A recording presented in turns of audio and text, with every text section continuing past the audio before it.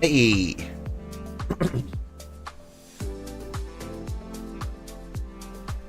Good morning, everybody. I'm Old Man Sugarheart, and today we are playing BitCraft Online. Stuff's happening. A couple more benches are finished. We don't have many to go. Did a little grinding yesterday.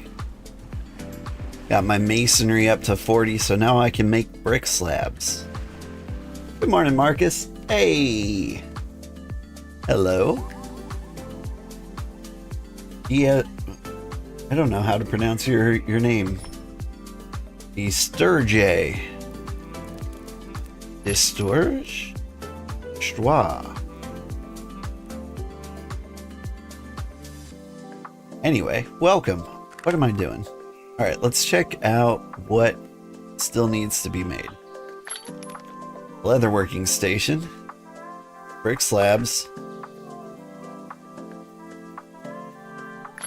And lumber. This needs lots and lots of lumber. There's BK working vigorously. And who knows what. Possibly lumber.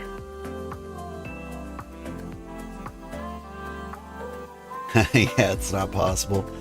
Fair. Let's see, more rock slabs. I think we go on a rock trip and get lots of these slabs, but I think there's like 3 more stations to make. Ooh. See if I sold anything on the market. No, I bought things. This is cool. So if I can get some tier 4 rope, some tier 4 leather, which I should be able to make once the leatherworking station's done, and start making like tier 4 tools. How far away is this? Actually pretty close. Alright. My goal is to get that leatherworking station up then. Because man, I want tools. Let's go all the way. Maplewood. There it is.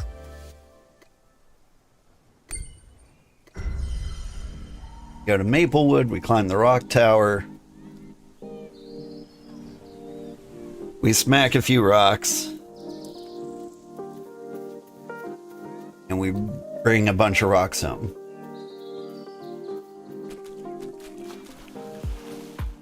We've been killing the upgrading. Yeah. We really have been. And by we, I mean like mostly everybody else. Posted a meme about what it feels like to be the Emperor. People talk to me like I'm the captain of this ship, but really, I'm just the topless mermaid on the front of the boat.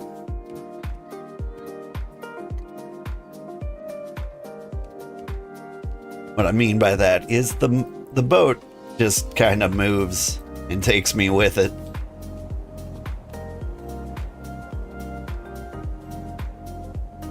Which is very, very awesome.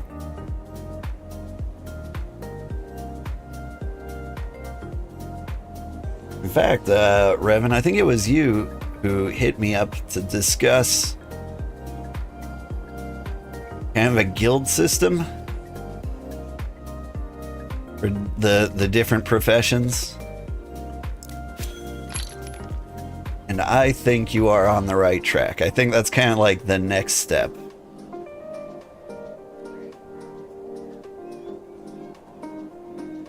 Like a few of the towns, honestly, I think like New Haven does this, where there's like a specialized guild for like masonry or farming or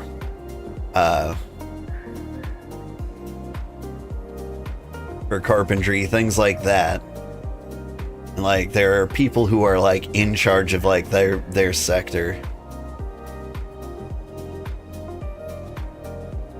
And like you kind of make this like inverse pyramid of responsibility.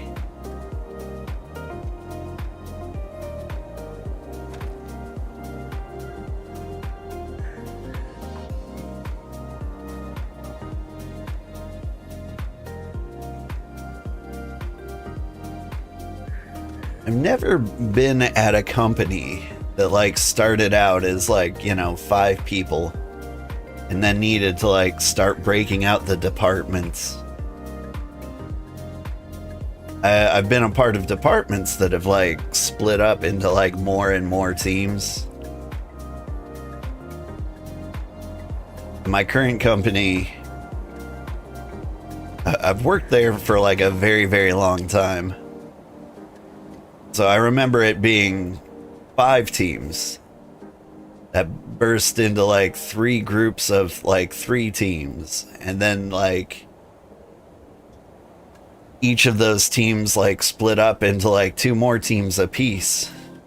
And then like they become like subgroups or channels of various teams.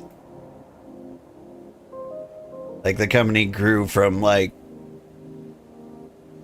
1,000 people when I started to thousands and thousands of people. So like I'm used to it like splitting once it's already started, but like the very first split is kind of new and strange to me, and I'm like, how do we do that?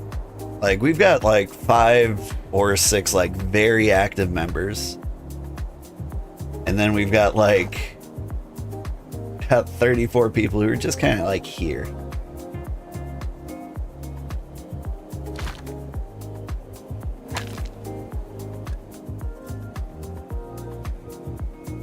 So the question is like, who wants to be the expert in what? Because Mutation is our scholar. They hit like scholar level 50. They're kind of like driving the settlement research.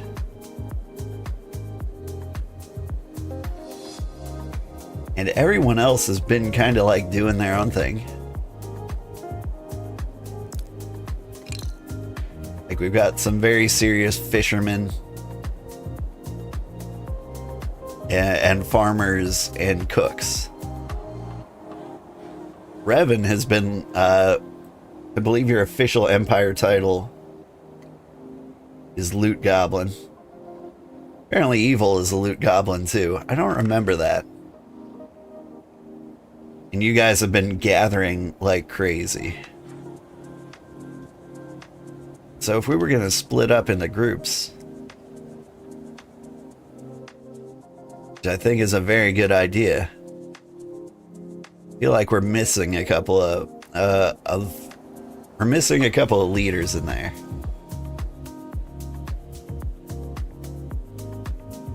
Like you could easily be a miner, a carpenter,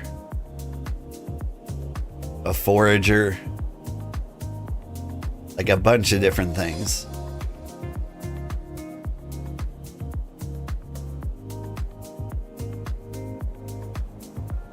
Like I don't know if we have like a very specialized tailor. I think everybody kind of smiths a little bit. You're almost 50 in carpentry? Yeah. I feel like you're very high in like mining as well. I guess whenever I see you, you're usually at the carpentry bench.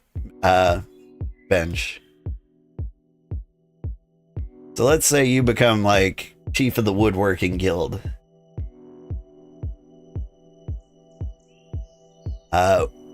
Who is our mason go-to?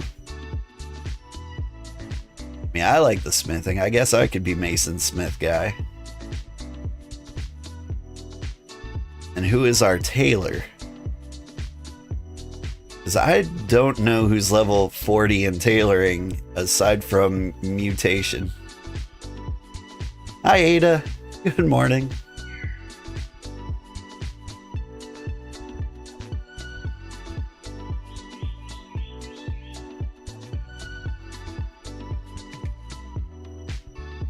This might be like a good thing to like discuss as an empire as a whole.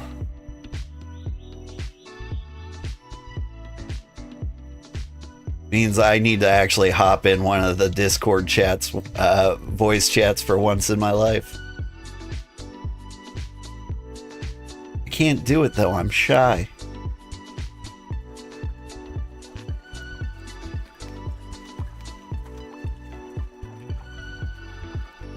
New Haven. Is this New Haven? I think it got a little bumpier. I kind of support it. A little weird. I don't think I had these bumps before.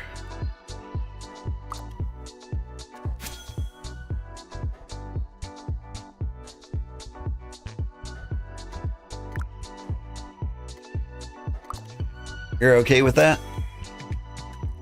Yeah.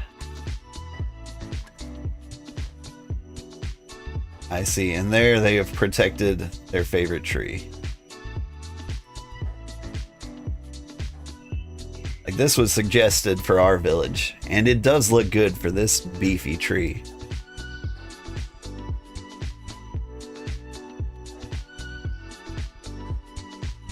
Oh no, our trees don't look nearly that beefy. It's an ancient oak tree. We've got like an ancient pine tree. Are you really like really a grandpa? Like tactical grandma? You're Oshi? No, I'm still relatively young. I mean, like, I'm pretty old compared to like most streamers. I'm older than like 90% of the people who watch me, according to my YouTube analytics. But like I'm still in the graying process. Like you can see it in my beard. I'm not there yet. Thing is, by my estimate, if I keep growing at the rate I'm growing, I will be a successful streamer in about like 8 years from now. And then I'll be pretty old by that time. I'm not trying to lie. But like, I think by the time I make it big, I will be an old man.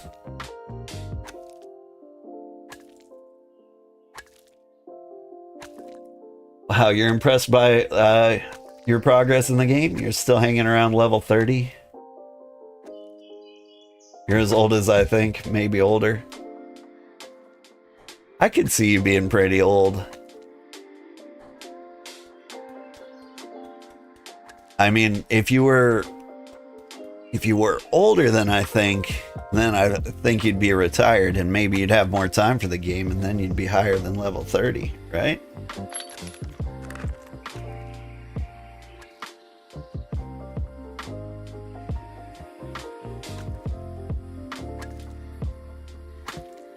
Yeah, I'm about as old as you can be while being raised entirely by video games. I mean, there were video games made before I was born. Not a whole lot of them.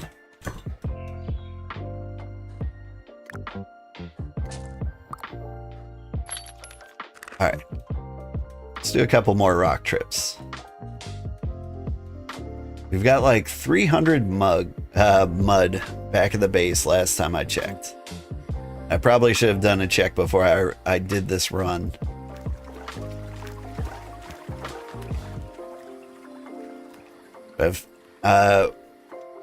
To make potter's mix, it's 5 parts pebbles and 2 parts mud or clay.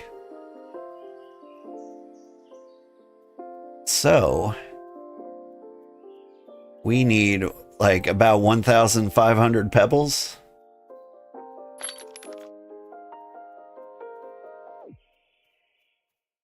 And we get like 250 a run. Which means we need to do like 6 runs. That's fun. We'll do it all. Oh man, and then I'm gonna end up queuing up like a half-hour masonry job. But that might result in enough brick slabs to like finish up, like, maybe not finish up. We can get like a lot of workbenches done. Or at least the brick slab portions. It would be very nice to like at least get the unfired bricks out there so ambitious people can like throw them in and cook them at the same time. Because I can do 10 at a time. At that pace, it would take like a long time to get them all. You started playing video games on a 386 CPU? I started on the Commodore 64. You remember floppy disks? Well, back in my day, they were actually floppy. Like the big A drive giant discs that actually flopped and you could like wave them around. I play sweet games like Goofy and the Matterhorn and Mail Order Monsters. BC Comics actually had a video game. I think it was like a Quest for the Wheel. Something like that.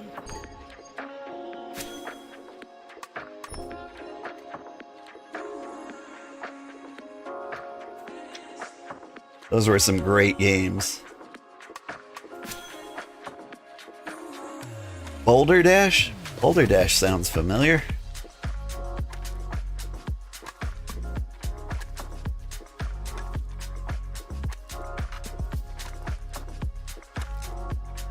I don't think I've ever played this one. But yeah, that's an old game.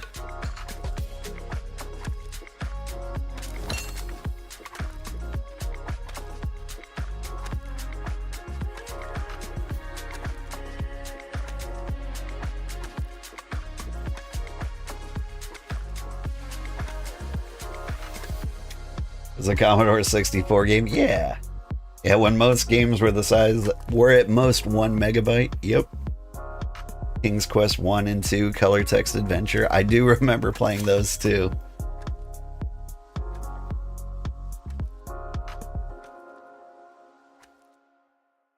I remember playing a few MS-DOS games. Like the original XCOM. When I was a kid, we only had the demo.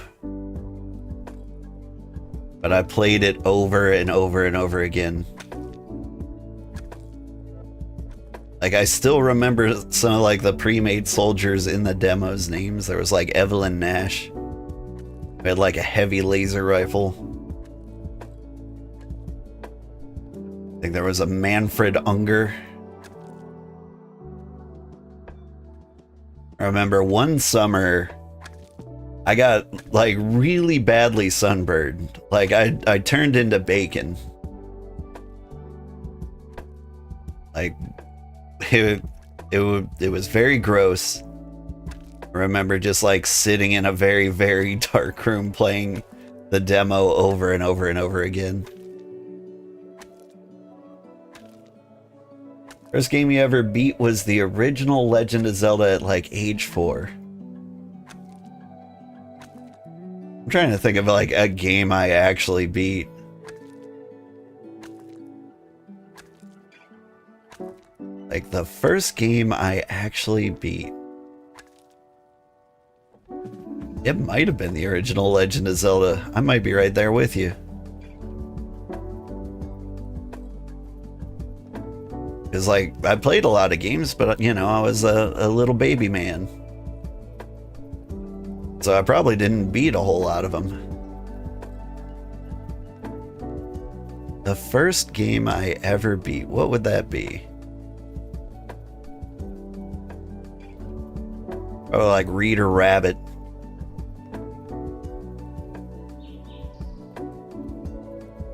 Pagan Warrior?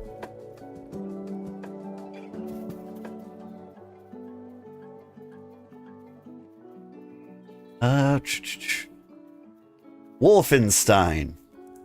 Wolfenstein may have been one of the first games I ever beat. I'm really glad my parents weren't the type to say, like, that video game's too violent. Got to kill Cyber Hitler myself. Very good bragging rights for, you know, like a 5-year-old.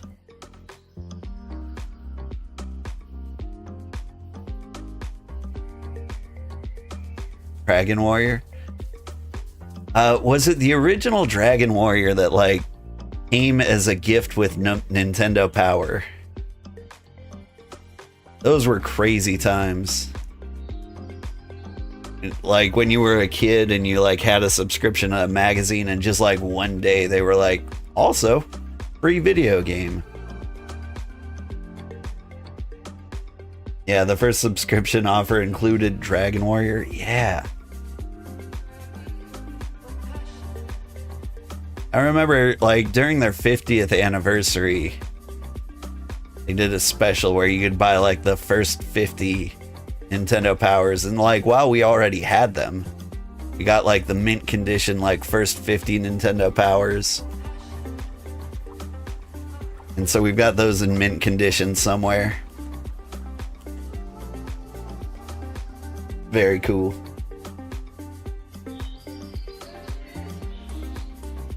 That's how you had it? Your dad subscribed for exactly that reason? Yeah.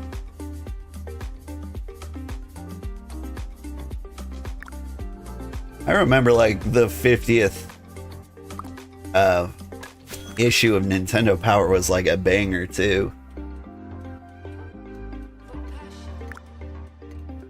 Like, that was...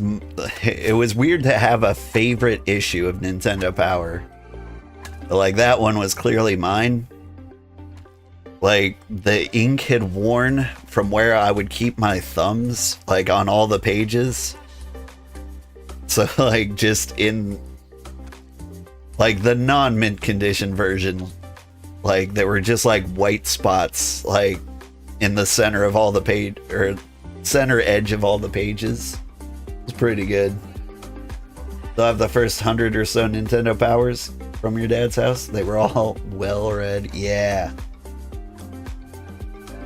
Your retirement plan is a factory sealed Atari 2600? Nice. Let's see, what have I got that's video game relics that are actually worth anything? Copy of the original Valkyrie profile with instruction booklet. Like, I feel like I could get like $500 on eBay for that.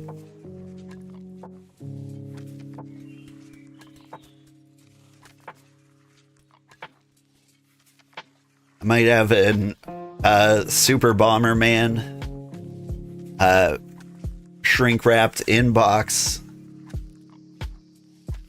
with a little sticker from KB Toys, which I'm pretty sure went out of business long, long ago. I don't think there are any KB Toys left.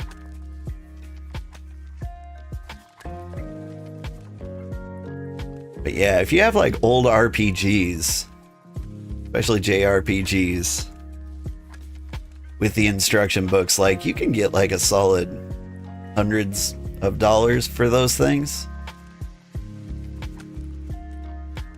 Like a good Final Fantasy 3, aka Final Fantasy 6.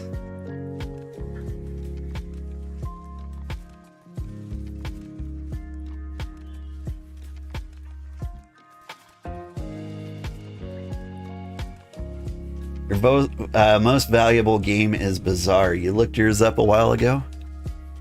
We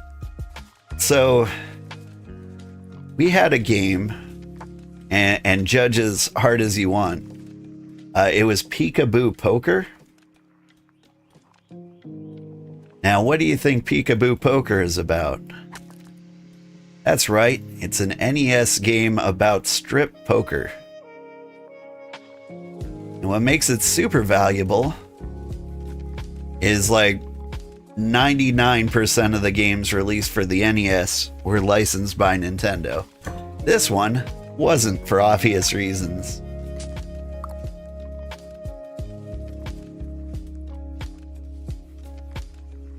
And like, I remember like going into the game store with my brother. And, like, we went to like our local game shop. And they're like, I don't know what to do with this game. Like, I don't think we can put it on the shelves.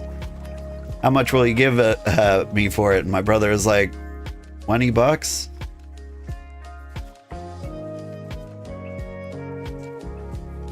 Like, he was like not a day over 18 at the time.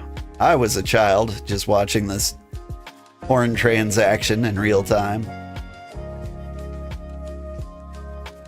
Then we like went home and looked it up, and like at the time it was worth like $250.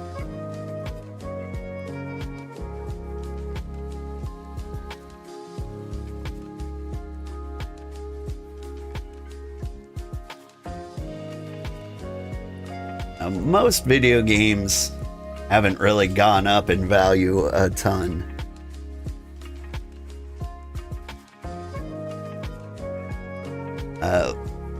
I hear Chase the Chuck Wagon is valuable.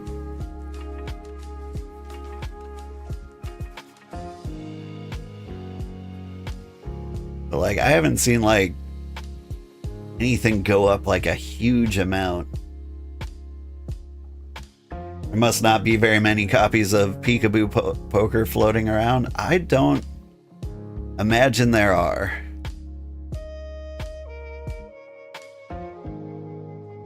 What's going on here, game? Well,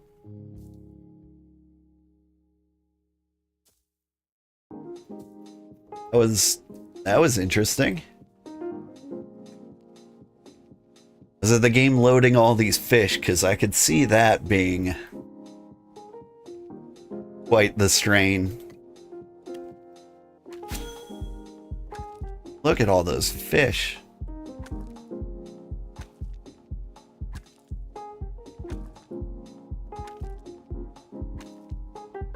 And like, fishermen like must be the only job that like never worries about resources.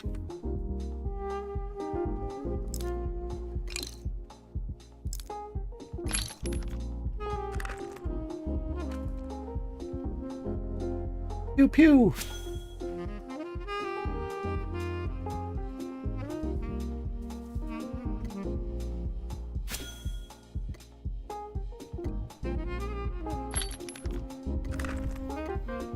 An old NES game I remember called Baby Boomer. One of like the NES Zapper games. And basically, you've got this baby that's like running around, getting in trouble, you know, hanging around all lost somewhere. What you do is you shoot all the obstacles around it. It's just like a crazy premise for a game.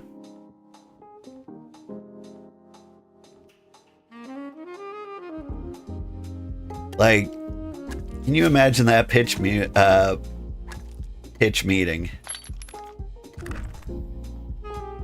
Ooh, a deadly stinger. Those might be worth money.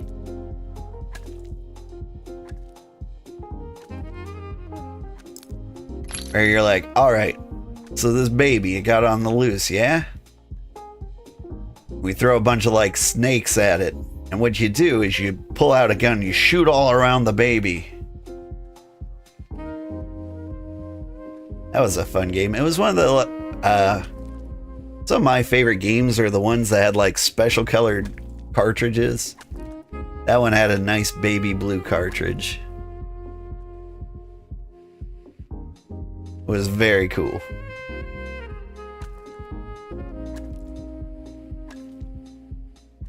Like, not enough games had, like, different colors. Like, I think Doom 64 came in red, so did Maximum Carnage. I want to say Killer Instinct was black? Legend of Zelda being, like, straight up gold was nice. Like, how much more could it have cost to make your game a special color?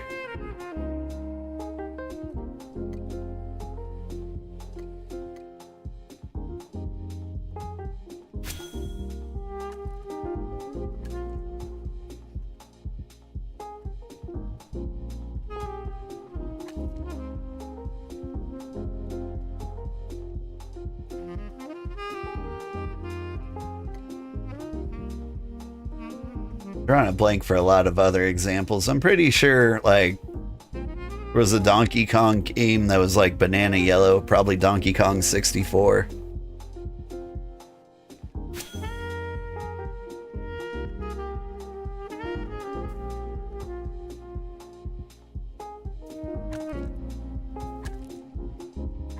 Gauntlet, you think was gold, or some copies were?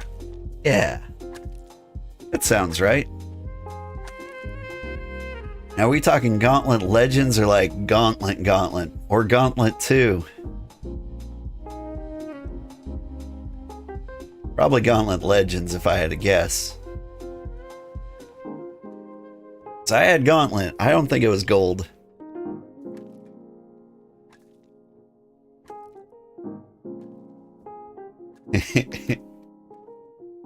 Just like some old memories of playing with my brother. You know, Red Warrior needs food badly.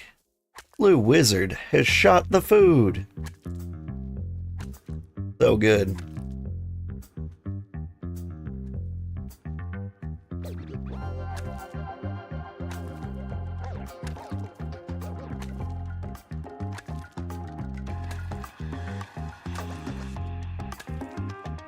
Like actual factual Gauntlet?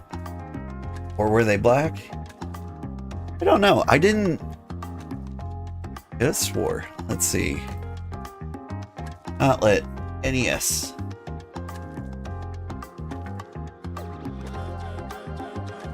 Oh yeah, the 10 gen cartridges.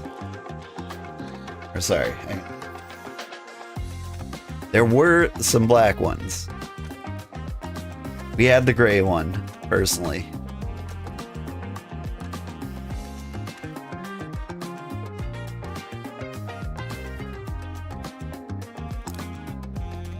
Can I hit that rock from here? Can I pet that dog?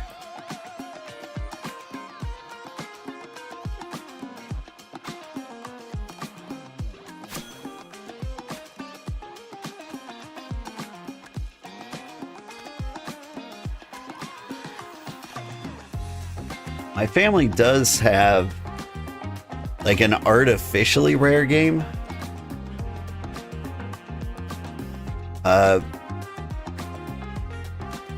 There are games like Bubble Bobble, which aren't actually rare, but a lot of people think it's rare. So whenever they see a copy, they snap it up.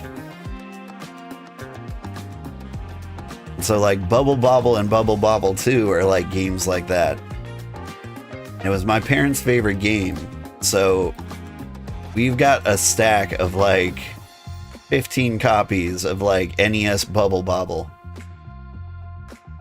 Because if they ever see it for sale, they're like, we need it. We need another backup just in case the first 14 fail.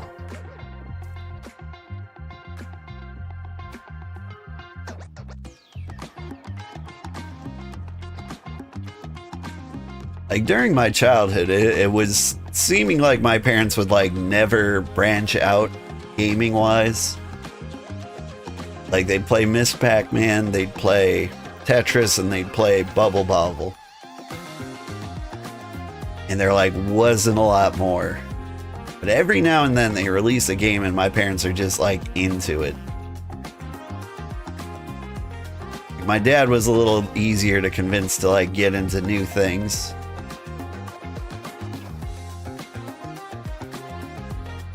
Got into like Mars Saga. I can't even remember like what system that was. But eventually he got like really into StarCraft. He still plays StarCraft 1 to this day.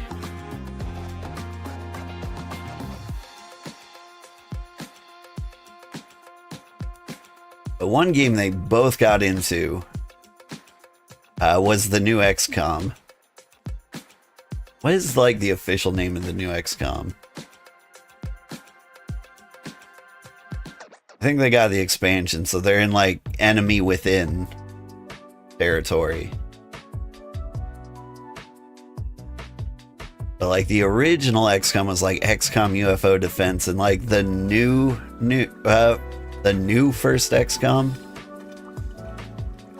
where they introduced the shield cover.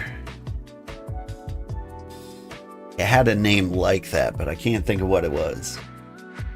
Bubble Bobble was so boring as a kid. It was. You should see like my parents play it. Like they can beat all 200 levels without like losing a life.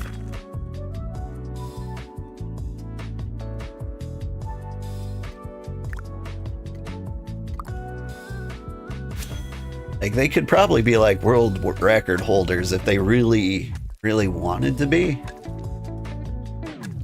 They could be speedrun champions. But I don't know if like I encourage them to try that at this point. Like it might actually be bad for their health. Like they're just vibing. I need to disrupt them with trying to get their names in the record book.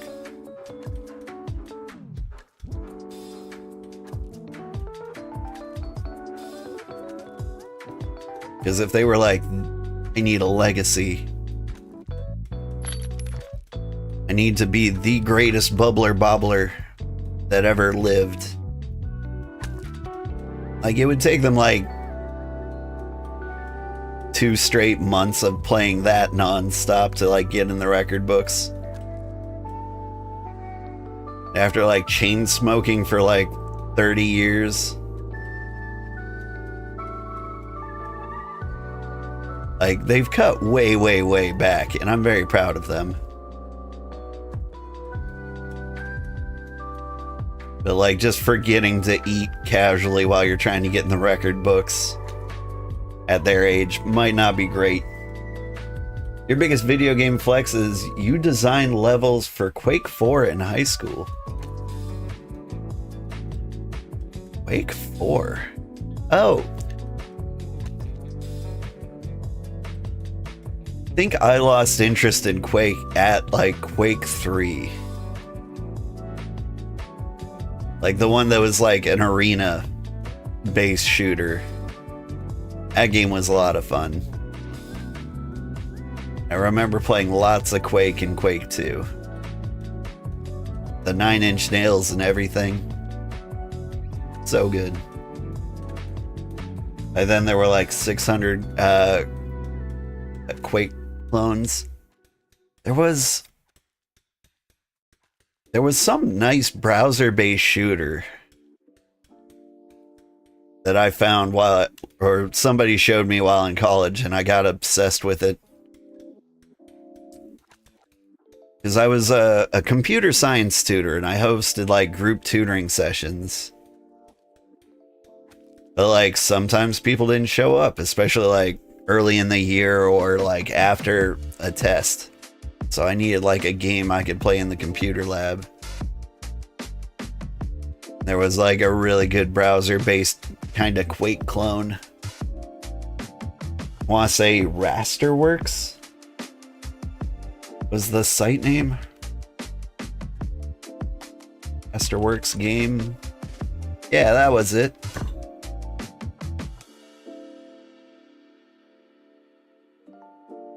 Played the heck out of that. Alright, how many pebbles do I have? How long do I want to spend here? I'll do one more run.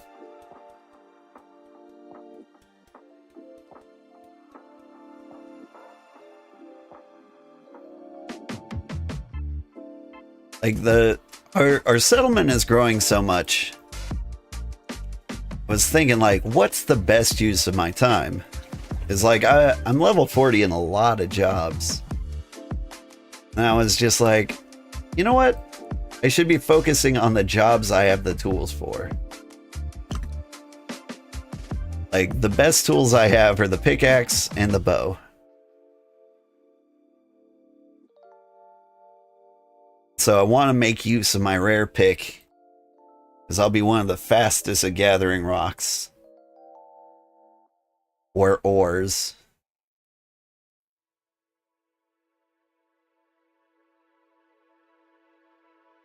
And after we get like the leatherworks open, I can focus on like some tier 4 hunting.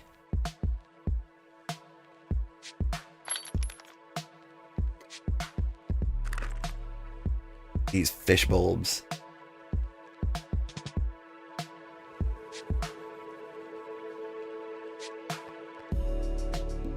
Played a lot of Unreal Tournament back in the day too. Hello, Evanor.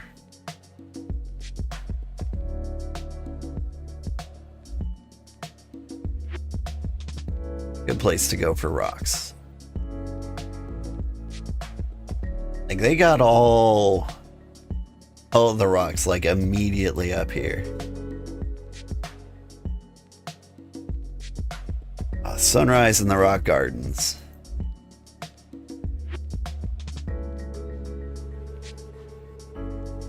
Hello? Those are fake rocks.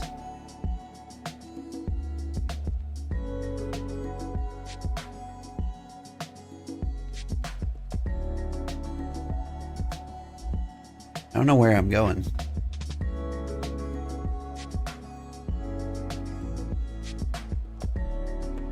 The river here. I don't know if this will work out. We'll give it a shot.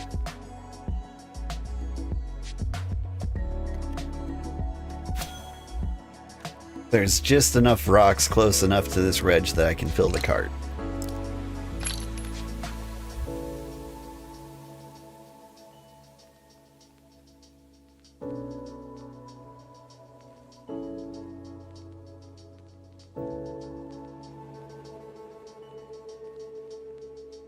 Now, the game I probably had the most hours in as a kid was probably the original Final Fantasy.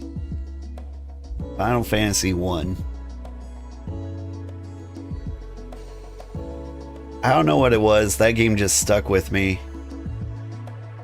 I never beat it. Like, honestly, it never even mattered that much to me. Like, I never got to the point where I got, like, the rat's tail and leveled everybody up. Or, you know, like, advance their jobs. Just, like, starting over and over and over again. I do death runs where, like, I rolled a dice to see, like, what character classes I got. In what order I got. And then, like, we'd run and just like go as far as we can without healing or stopping at an inn. I'd see who'd survive, things like that. Like I gamified my games. Because there was no way I was beating Final Fantasy 1. The grind in that game was unreal.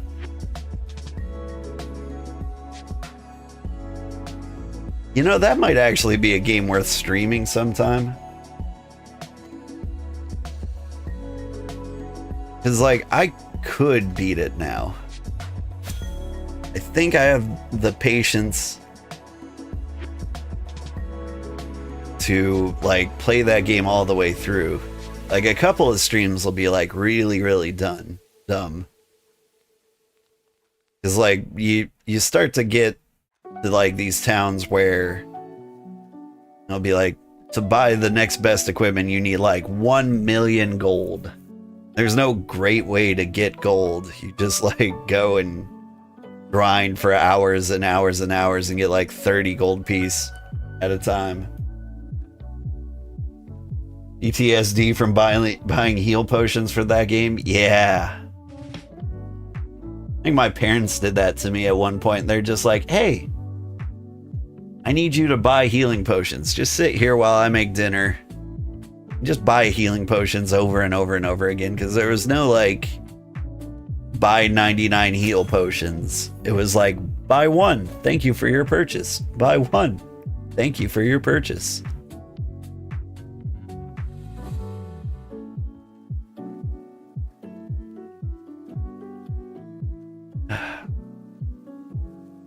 I just can't do that. I think that's why I would never play that game without like a dedicated healer, like a white mage. I was never a fan of like the red mages.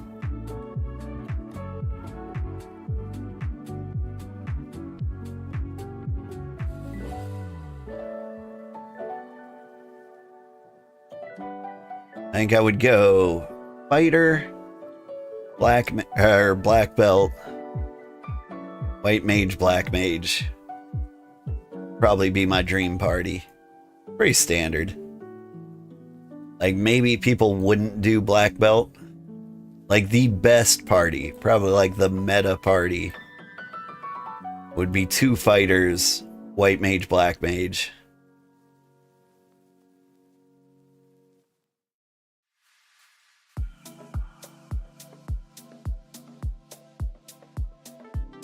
But I would go black belt to, you know, not waste as much time upgrading. Like some classes were just straight up more expensive than others. And the cheapest class to have is black belt. Because eventually their unarmed attacks did more damage than like any weapon you could find for them.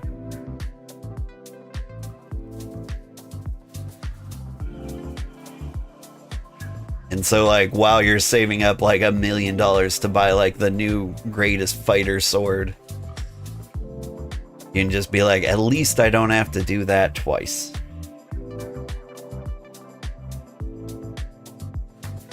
If I stream Final Fantasy 1 Remastered, be aware that they made the game much easier and the final boss much harder.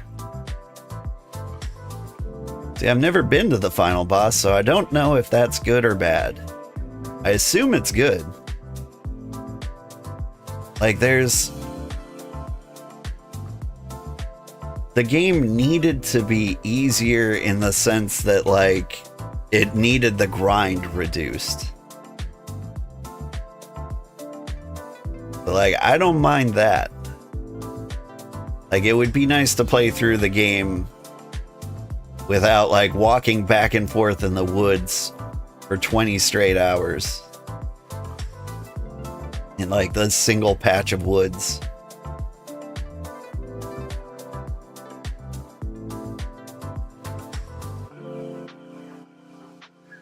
As for the final boss, he was easy before. I'd be pretty happy with him being harder. But like I don't have the experience. Now, Final Fantasy, like, final bosses always kind of bother me.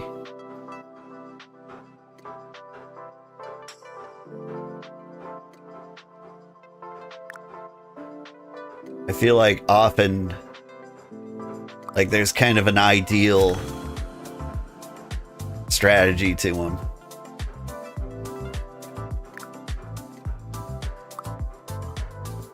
Like, I recall Sephiroth hitting you with, like, a move that hits you like with like 10 different status effects. Maybe not 10. Hi, Animu.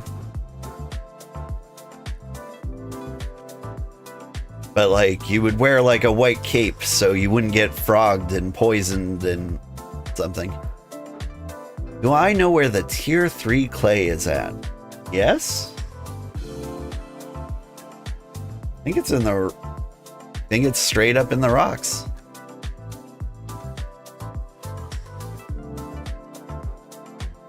Widmoria Pine Forest?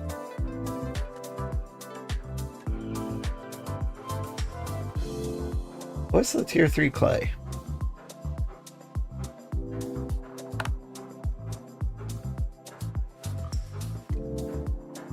Let's see, clay? Earthenware clay?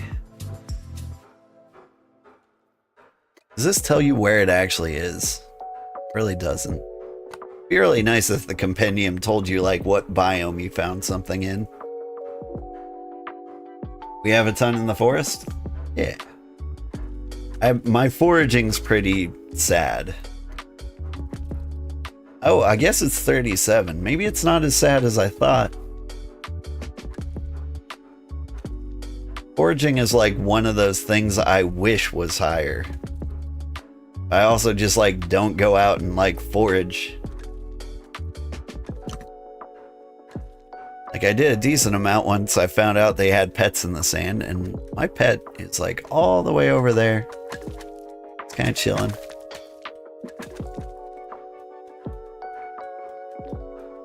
You wouldn't say he was easy? Yeah. For Chaos, the Final Fantasy 1 boss. I know. Like, out of the Final Fantasies I've played, I think I've only ever beaten 6. And that boss was kind of weird too. Like, any strategy you had that was like getting you through the game is kind of not the strategy you win with. But one of like the craziest things I ever saw, like my brother beating Final Fantasy 6. There was a character named Setzer, and he was a gambler. Like, his special technique was like a slot machine. And if you got like all 7s on your slot machine, which was like incredibly rare. I think we got enough pebbles now. Ooh, we got some Braxite. Can't believe that's all the Braxite we got for all of this. Classic Braxite. But if you got all 7s with Setzer's slot machine, which was like a very, very low chance, like 1 in a probably like 10,000. Here you go. Braxite for the scholar. If you got all 7s, you just win whatever combat you're in for free. My brother got that on the final boss. Kefka himself. It was crazy.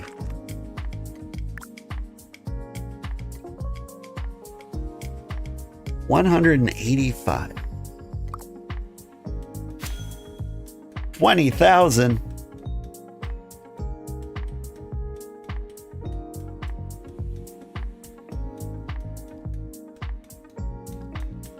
Well, now we just vibe.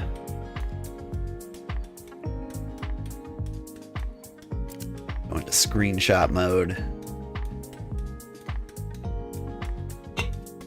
Chill-Fi beats the Mason for all eternity too.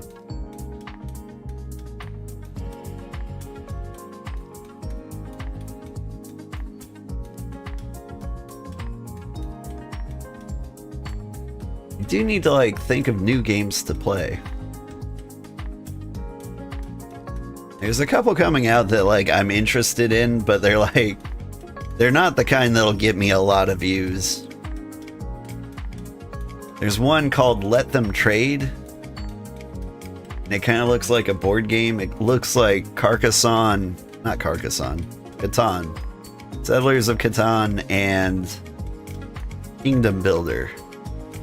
Like, both a couple of board games that I remember fondly from like board game nights pre-pandemic. They were a lot of fun. Now, naturally, the game doesn't play like anything like those. Like, it's a logistics game, but it like uses a lot of the same resources. You're like sheep, wood, ore, and you build like these little cities, and they're delivering goods among each other. Like, I think I would really enjoy that game, but like, it's gotta be really boring to watch. But then again, maybe I can just kind of like vibe and play it like I'm doing this game. This game feels like it would be boring to watch, which really kind of like puts me in an interesting position here. Like, it's one of the most popular videos or series I've ever done was this game. And so maybe what I want to watch and what everybody else wants to watch are different things. In which case, like, it seems like the smart thing to do is just to play whatever I have the most fun with. Right, little chinchilla rat?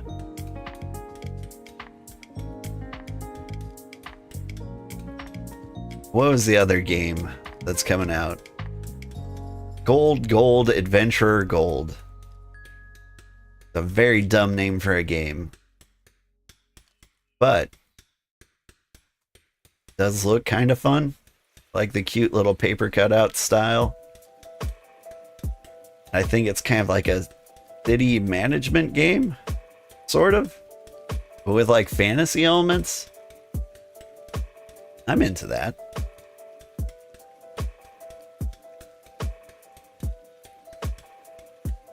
Other than that, like, I can't think of any good AAA titles. Hang on.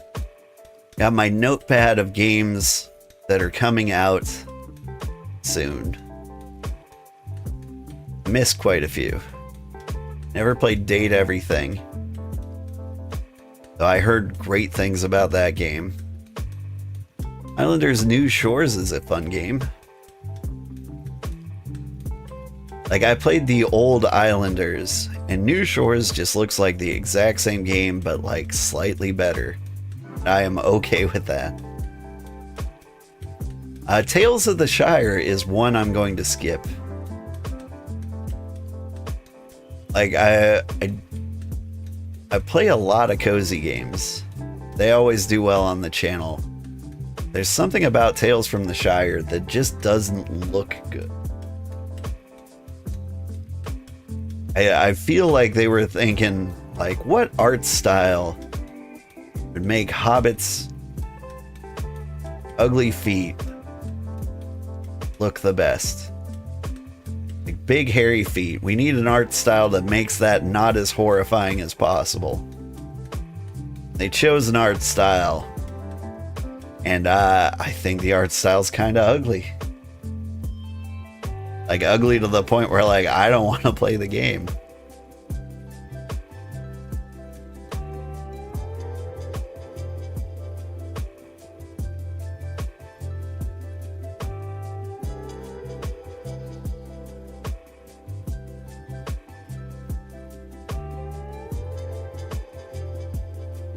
Recharging some stamina here. Are you feeling Jerboa? Yeah, if I walk around, you get a little closer. Cool, cool. 3,000 done.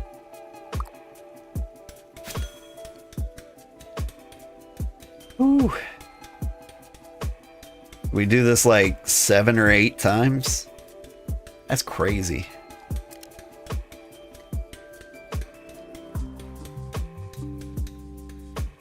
Let's see, we gotta get the angle right. Make it beautiful. Disappear this.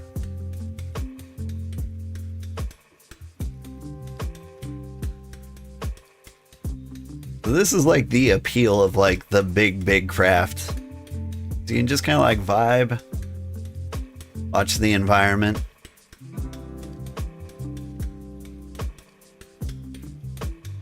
You enter screenshot mode and all of a sudden like the game becomes like lo-fi beats.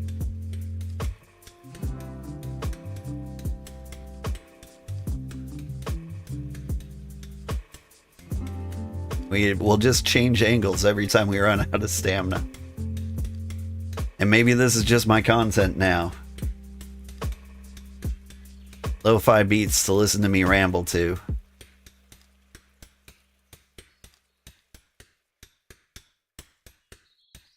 Speaking of which, what was I rambling about? Oh yeah, Tales of the Shire. Like, I think it's probably a pretty solid game, but like, I just can't get over the art style. It just didn't hit me well. I know a lot of cozy gamers that are very excited for it. Let's see. Won't be long till Borderlands 4 comes out. That's like a AAA title I'm super excited for. You know what game I might have to play? Path of Exile 2. Like, I bought it, I started playing it, it was amazing. But then, like, I discovered, like, they hadn't released, like, all the acts yet. And so very soon, I think they're gonna drop, like, the complete story of the game. I would love to play through that.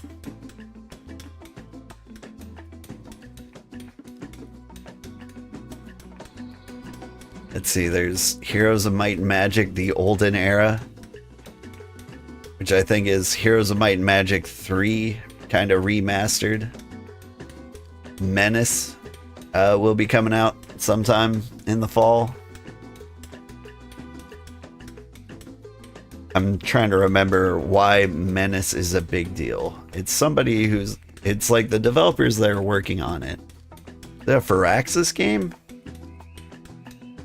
I think Firaxis got exploded, didn't they? But like, it's a good XCOM like.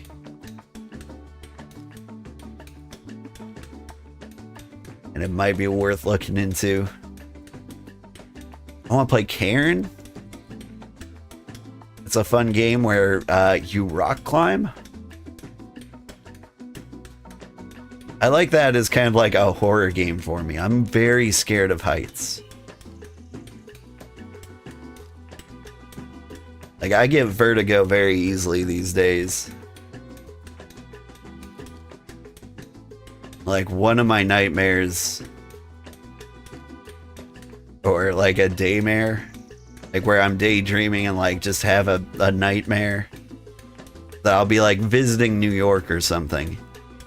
And my wife and kids will want to like go to the top of the Empire State Building. And so like they'd like drag me up in the elevator and I'm just like curled up in a ball in the corner. And I just can't do anything. Like, I don't think I'd be able to like get to the window to like look out at the city. Might be able to do like a prone crawl out there. But man,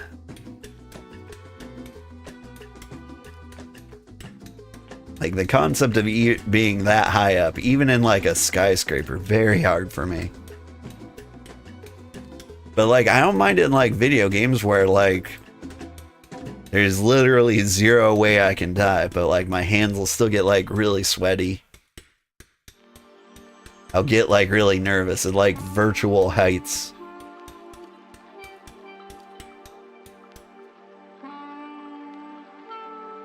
Alright, time to re-angle. Let's try it from over here.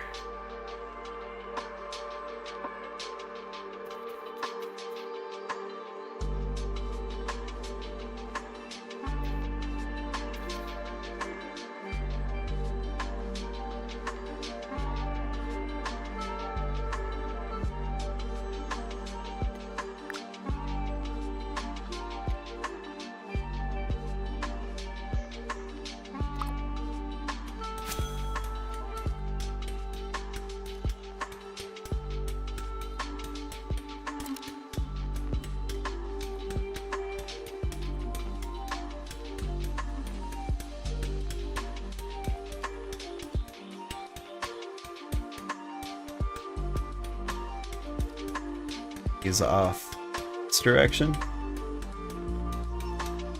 There we go. I'm very curious like what my stream numbers are gonna look like at this part. Hi, Dark Ivan. How are you doing? Like, I'm gonna look at the analytics for like the last hour of the game. See if people dropped off or if they really enjoyed like the lo-fi beats to chisel rocks to.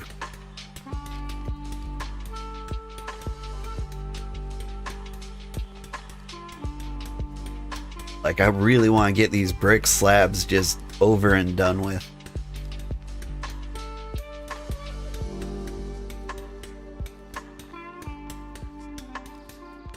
Because I'll say, if people enjoy just like looking at the scenery while I grind like this, like I'll go out, I'll buy the wagon, I'll load it up, and I'll like queue up these half-hour. Honestly, this is probably more than a half hour of just crafting time, and we'll hang out at these angles. I'll switch it up every now and then, like I'll go from like farming to tailoring to like carpentry. It'll just be like different angles of our beautiful village.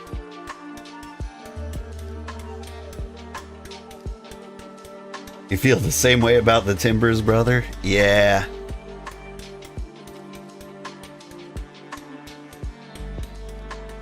I feel like this could be really good for my mental health if I did this and just like slowed down and like meditated.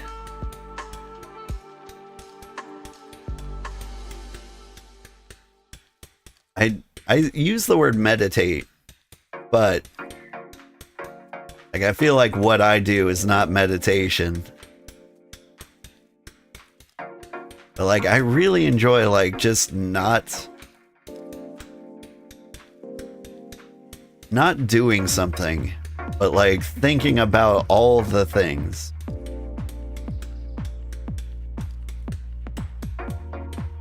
Like, you know how like it's a horrifying concept to be like alone with your thoughts for some period of time? Like, I feel like one of the healthiest things you can do is just be alone with your thoughts for an extended period of time. If you like break down crying, like that's healthy too. Like, it just gives you time to like think and experience like what you're actually feeling about your life and the situations that you're in.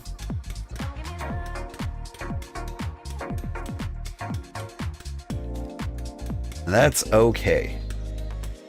First day of tier 4, you spent like 6.5 hours doing nothing but processing trunks into timber.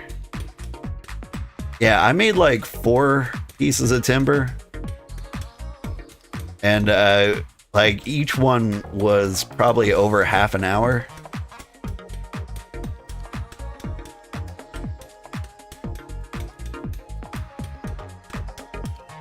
I think the gerbo is kind of dancing to the beat a little bit. Or he was. He stopped moving. There he goes. Heard me talking about him.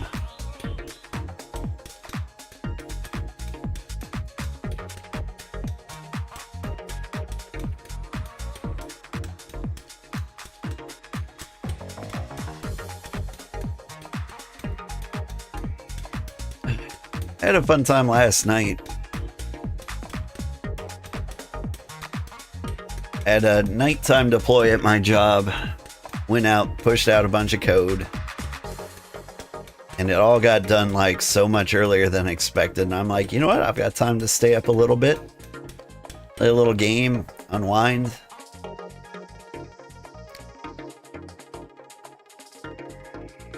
I need to buy some fish bulbs.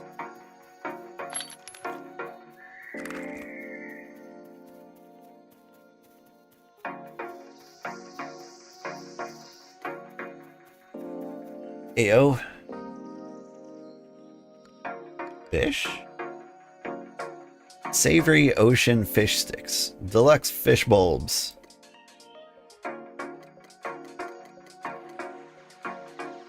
$500. Done. I'm running out of money. But man, are these zesty.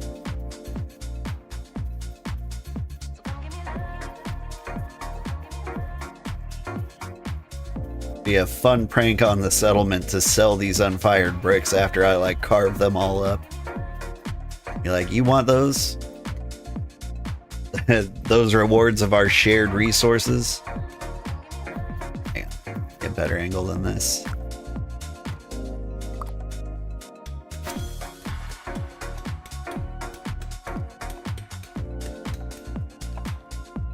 Whoops.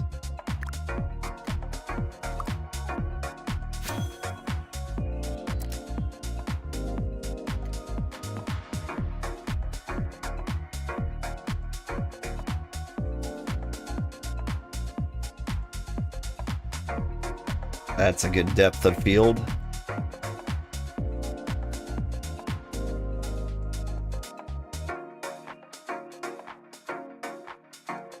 Ah, lovely. Very curious what level of masonry I'm going to be after this mess. I think you fed mutation almost 20 timbers in that first day. You might be the reason I stopped doing timber. Like, I saw, like, timber was getting completed. And I was like, okay.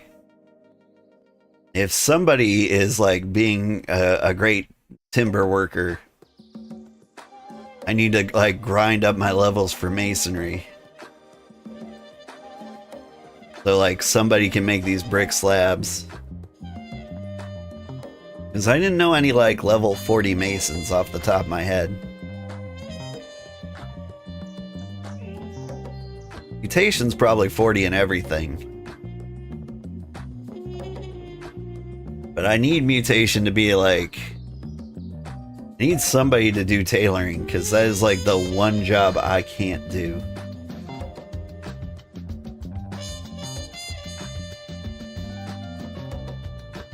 You went from 40 to 47 without touching a single T4 tree. I've been touching the T4 trees just for the sake of getting extra bark. Because we're gonna need tier 4 leather.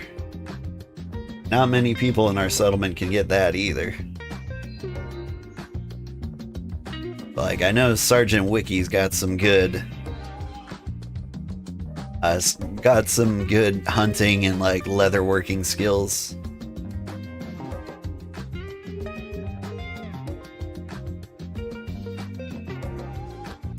But aside from that, I think it's just me. You can't even get, like, tier 3 leather yet, so... Dude, the hunting's kind of terrible.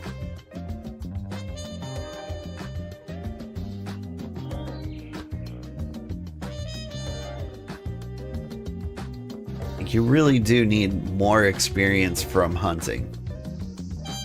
Not hunting. You need more experience for hunting experience from butchering.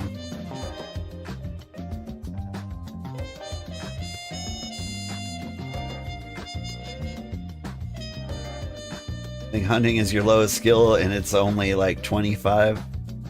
25 is what my scholar is at. I think 23 is what my fishing is at. Which is weird, because, like, fishing is kind of like one of the jobs I feel like I'd like to do as, as I start to retire from BitCraft. Like, if I stopped streaming BitCraft, like, fishing sounds like it would be a nice, peaceful job. To grind out to level 1 million.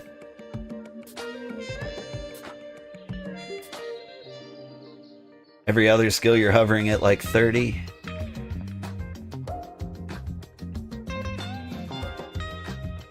I am 40 in many of the things.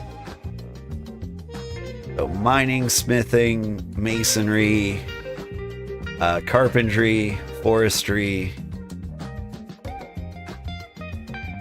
Like there's something else I missed in there. Leatherworking, hunting. That's it. Jin loves his fishing expeditions. I feel like he does a lot of ocean fishing, which sounds like the worst fishing. Because I've been to the ocean, it's not very scenic. Like, I feel like part of the appeal of doing like the long crafting periods is, you know, checking out the cool environment while you do it. Like, hence our lo-fi beats to chisel rocks to. Like, I can just kind of like hang out here, watch the clouds go by, see the forests and the fires. Get that deluxe fish bulb, 8.6 crafting.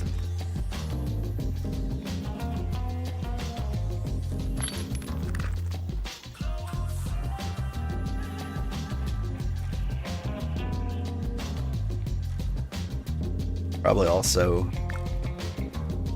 can grab these out. I think I need to make some supplies.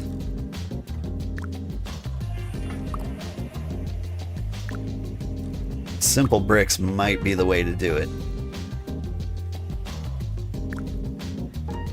Or sturdy bricks. Where are our supplies at? I feel like it's very low. 6 days? Yeah, it's not a comfortable level of supplies.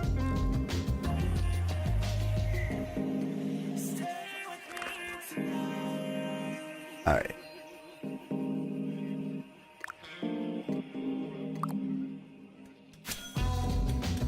Screenshot mode from a new angle.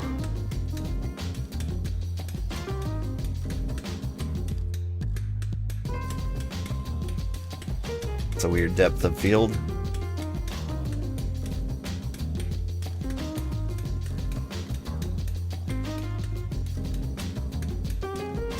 Yeah, he spends a lot of time sitting in one place for 15 minutes at a time waiting for the chum to expire. Yeah. Like, what do you look at when you're ocean fishing? Like, I think I have the draw distance set as high as it'll go. And it's not very high. Like, you see the edge of the world out there very easily. See, like, an abundance of, like, fishing nodes. It just kind of looks a little gross out in the ocean. Like, I'd want to stay close to the shore, but if you stay too close to the shore, like, I feel like you're not getting the good ocean fish.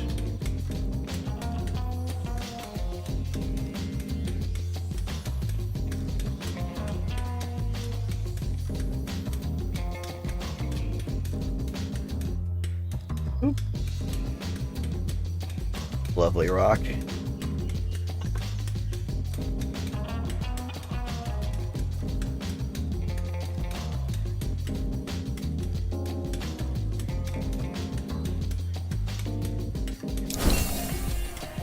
Oh, what was that? Is that me hitting level 41?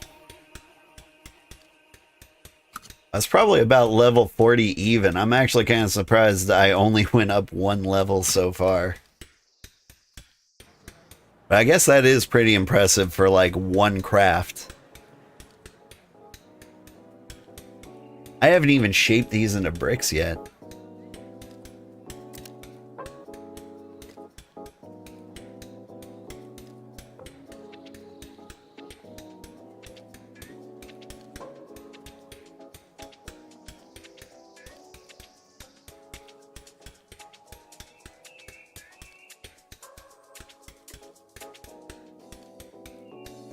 The XP requirements get real after 40. That really kind of it makes me feel like I need to. I felt this at like level 30 too. I was like, I need to stop getting like raising all my skills at once. I need to like really focus on like one or two things that I do really well. And I haven't been doing that. Like maybe it's just the personality. Like I don't think I can do nothing but one job. I don't know if I can have a good time doing that. You'd be the town generalist? That was kind of the plan. I wanted to like fill whatever need the town had.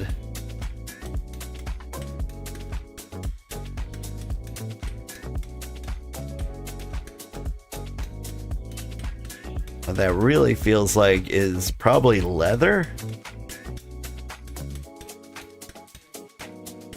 Which of all the jobs to like stream, leather is probably one of the best ones. Well, I'm really interested in the like analytics for this episode in particular.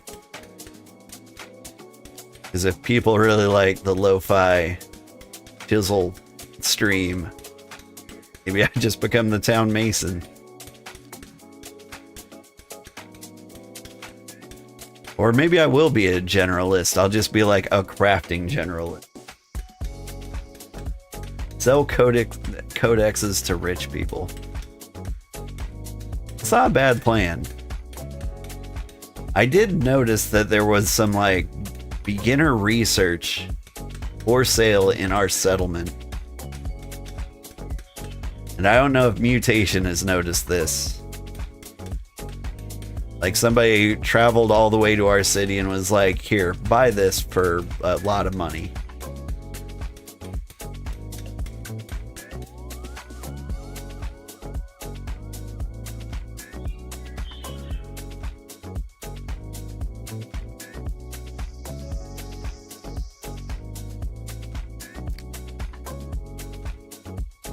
There was another part of the stream that people really seemed to like. Ooh, I like this angle. I think I got a good angle with Bricko yet.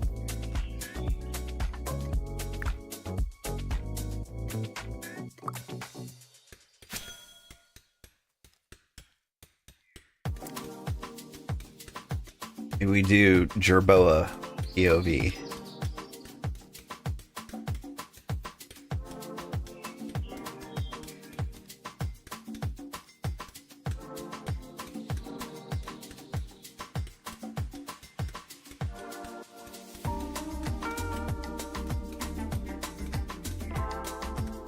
What was I talking about?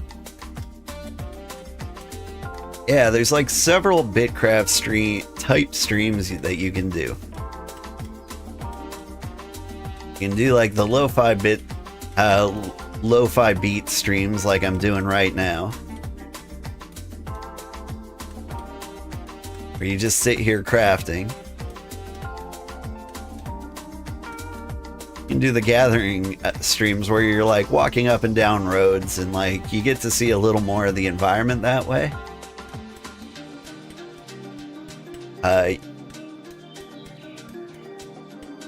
But I think one of the streams I did that did very well was I just visited Region 5. Somebody told me about like the greatest salt farm ever over at Port Honeydew. And so I went over there to visit, and there were a lot of people like from that region watching the stream, and so like I got a free boat ride. Somebody gave me a tour of Towerborn. Like it was just fun hanging out with people. And so like I feel like maybe it would be decent stream content to like just visit other regions.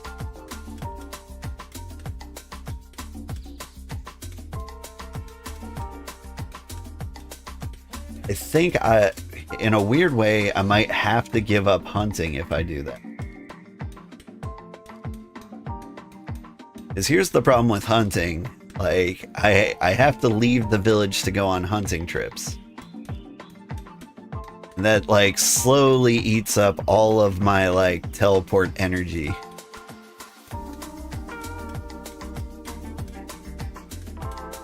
And so if I run out of like all this teleport energy, and I've got nothing to like visit other towns with, I could get those traveler berries though. Like we know where the traveler tree is. Like I never see the berries though. Granted, I haven't been looking that hard. Like if we check this out, do a marketplace search for like traveler berries. Like people are selling them for like 2,000 plus gold. We know where that tree is. We could be the guy. We could be the traveler berry guy. And then if I have the energy, I can hunt and world travel all at once. Like I'm really worried that like somebody has like dominated the traveler berry market. Because if somebody has figured out like the cadence in which like traveler berries respawn, and it's a very lucrative business like that, they could just be like looping through, grabbing all the traveler berries like the second they respawn. Then there'd be like none for anybody else. And looking how much time we have left in the stream, I'm thinking we go on a traveler berry run. Thinking we might go on a traveler berry run.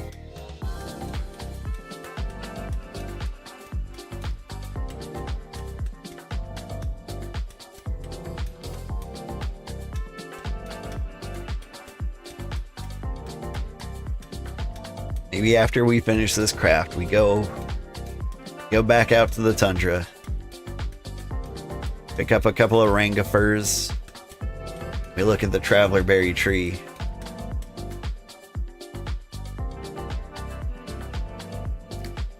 Whew. How much longer do we have on this craft? One more go ought to do it.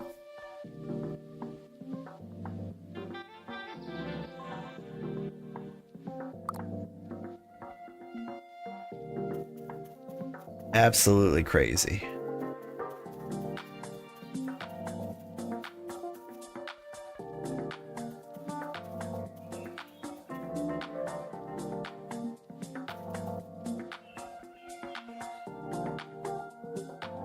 Alright, I'm thinking we go for a higher angle here. One of my pet peeves is like clipping through the table. Oop. Had it. Alright. Bad mode.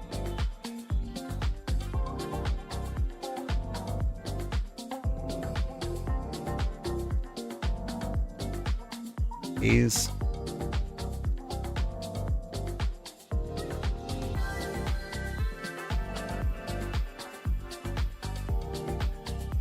Hang out from Bricko perspective.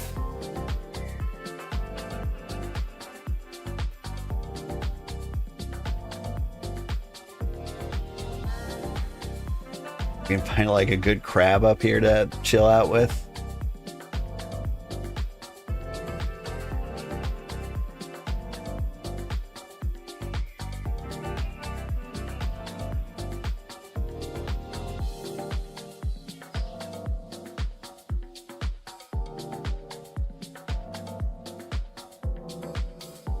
This is kind of fun on its own. Like, we can just spy on everybody in the village. Ace Vim.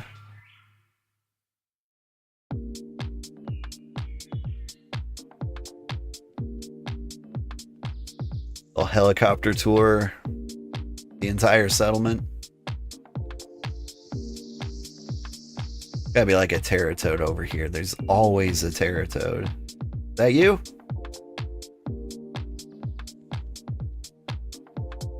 No, you're there.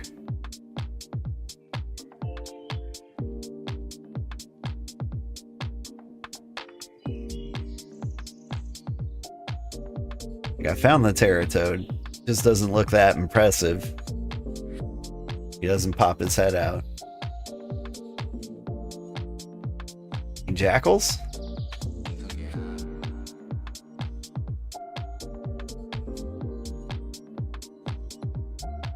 Still working over there. Hang out with the fish.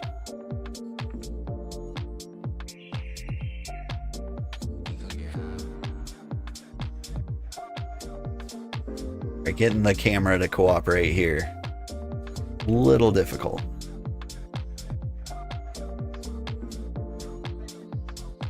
This is fun.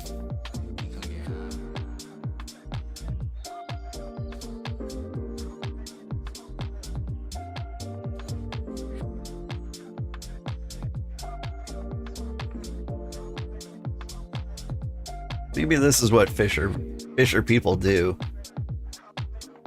They drop the chum, set the timer for 15 minutes, then they just chill under the sea and watch the fish swim around.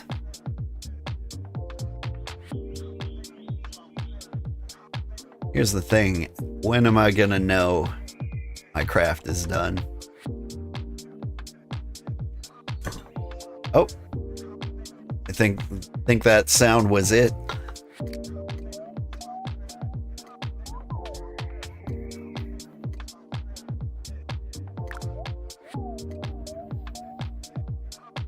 Whew. All right.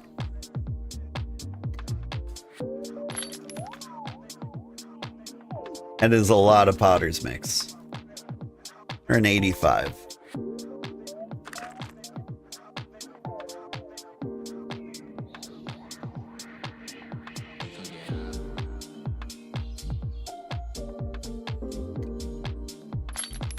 All right.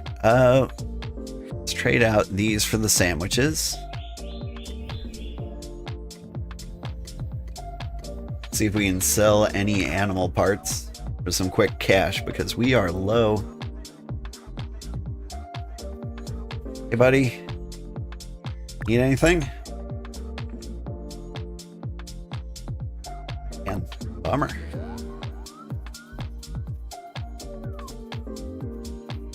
How about you? Is there anything I can get you today? Ingots, huh? Thanks, I Granddad. think I've got some. I don't have extra ingots just lying around. Hey, thank you for the follow. Generally Gaming, how are you doing?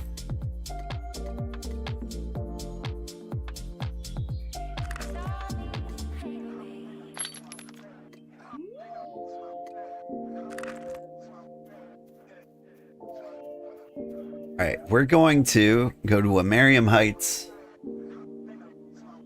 See if we can't get some of these traveler berries. I've heard so much about. I do use a lot of teleport energy.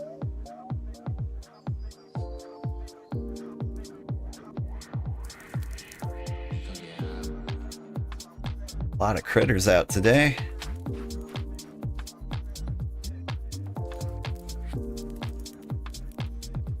Hey, thanks, lurking if you don't mind. Have a great stream. Thank you. You have a great lurk.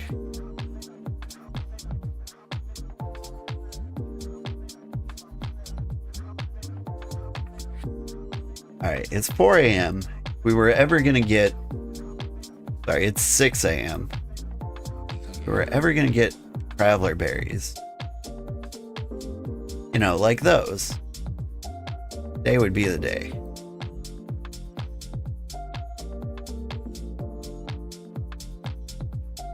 Like, how do I get them?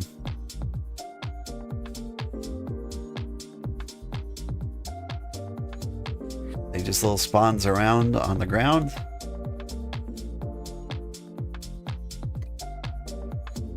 Some blackberries.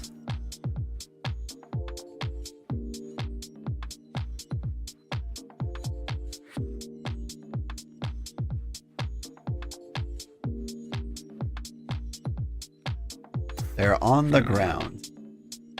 Say they're on the ground, but what do they look like on the ground? Need to like pick up one so I can track them, right?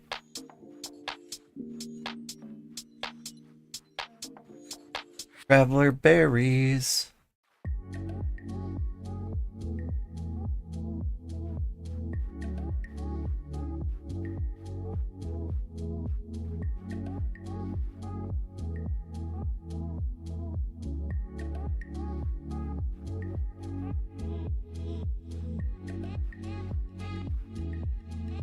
Like, part of me wonders if I'm just blind.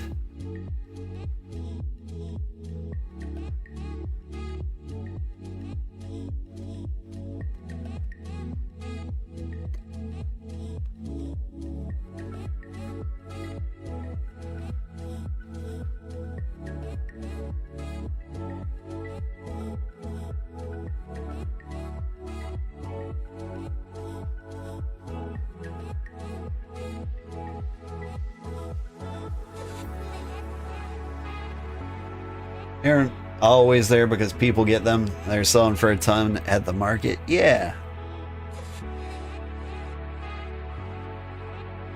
Earthware clay. I was looking for that earlier.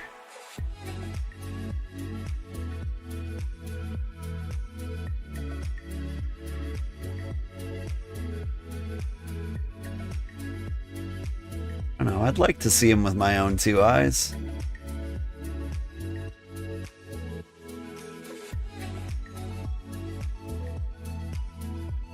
I just want to see like one once so I know what it looks like, so I know what to be aware of.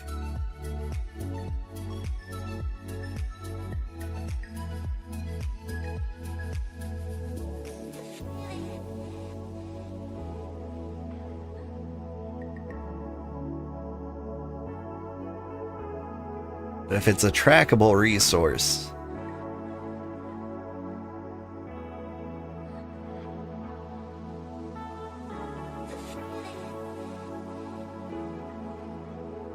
and I imagine like whoever has picked them before will get all of them.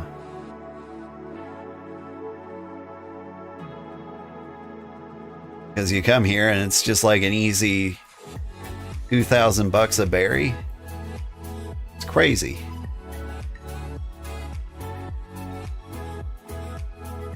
I don't know. I kind of want them because I feel like I would actually use them.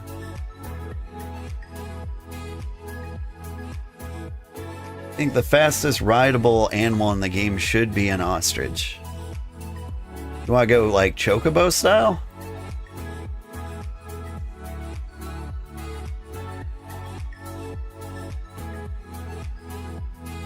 Do like the chocobo races in the Golden Saucer.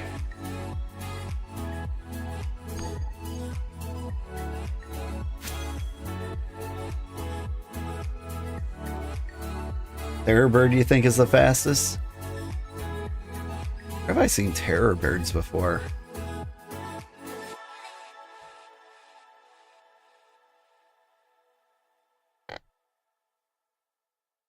Remember terror birds from a game called Wildermyth?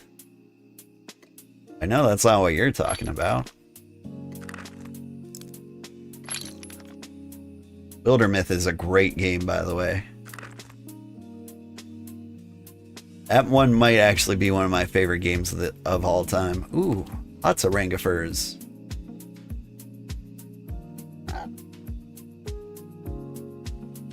I gotta get on this side of you guys so I can chase you back to the cart.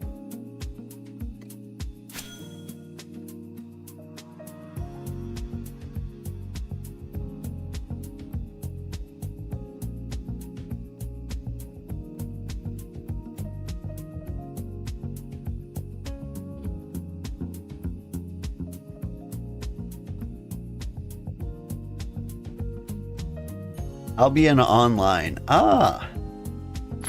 I never played Albion Online. So, like, I was always interested in Albion Online. But then I saw, like, what... I did my research, saw what it was like. Heard how terrible the PvP sounded, and I was just like, you know what? Not for me. If only they would make an Albion Online. Or I don't have to, like, worry about getting mugged for everything all the time. You know, like BitCraft.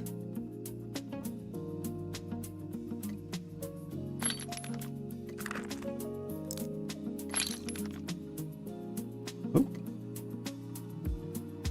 Like one step away. All right. For more Rangafurs.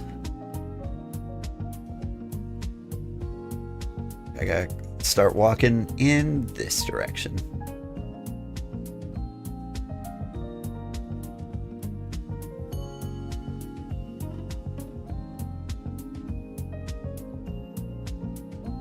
This is that Albion Online? Yeah. Which is why I'm having such a great time. Like, there's nothing wrong with PvP. In fact, like, if I was a younger man, I'd, like, really enjoy it. Because I'd have, like, the time and time to, like, invest in it and get good at it and, like, actually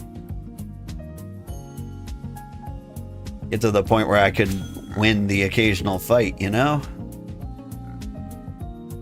But as it is, like, I'm playing this as much as I possibly can while having a full-time job and kids. And there are a lot of people leaving me in the dust.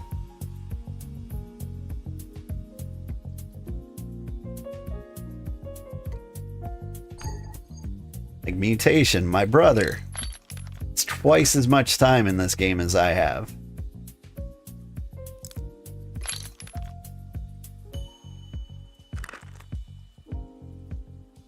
I'm playing every possible moment.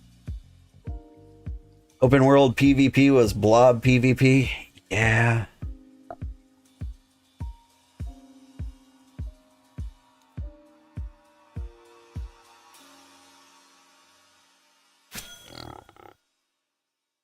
Like, I feel like if you're gonna do PvP in an MMO, like, gank raids are not the way to do it. Like, I feel like battlegrounds, maybe like designated contested areas. Like, I think World of Warcraft PvP did a really good job.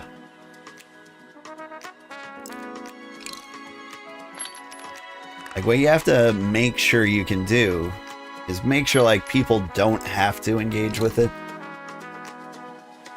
You can make it, like, very beneficial to engage with it. Like, say, this is the best area to get the materials you need, and there's lots of good quests, things like that.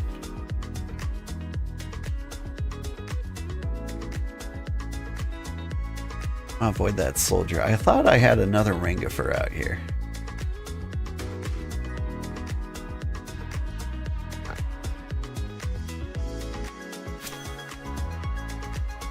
Ew.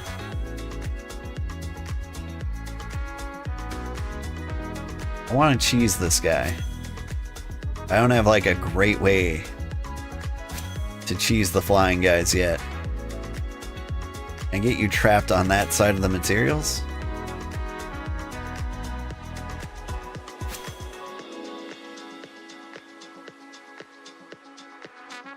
I don't know if I've killed a soldier yet.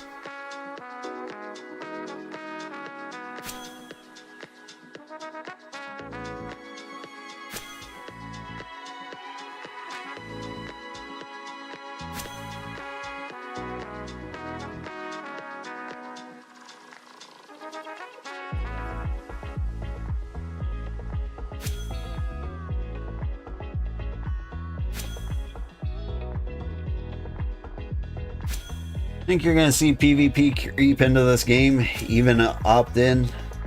The territory mechanics here, Tower Warfare, will probably be expanded. PvPers dump a lot of money compared to crafters. It's going to be interesting for sure. The thing is, like, that might kill the game. Would you give me the stuff, please? No? Not without harvesting the juniper berries, apparently. Where did I leave my cart? There it is. It will remain opt-in, but those who don't opt in won't maintain their empire borders. Yeah. Like, I've got a plan to defend our borders if necessary. Like, we've established that we're a peaceful community. Hey, what happened to New Haven here? I think sometimes the map just doesn't draw territory. That's fine. But like, we're trying not to be a greedy empire. And I already told the community in the stream that, like, I'm willing to spend all the money the empire makes back into the game, since there's nothing to buy other than like raw defense. I think if somebody tried to like take over the Cozy Empire, they'd be surprised at the amount of money I would throw back at them.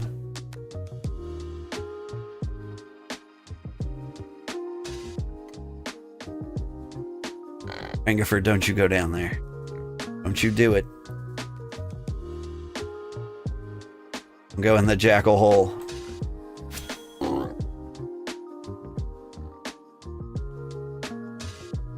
Good morning. What also kills the game is no money coming in after everyone. AFK and crafting benches too.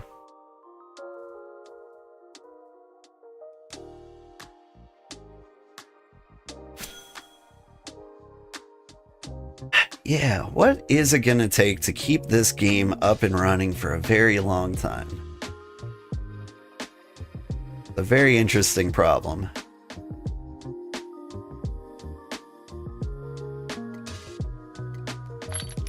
Like, I'm gonna keep playing as long as I have like a goal I want to accomplish.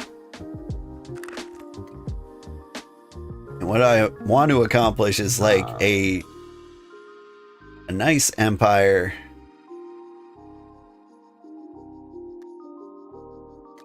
Hey.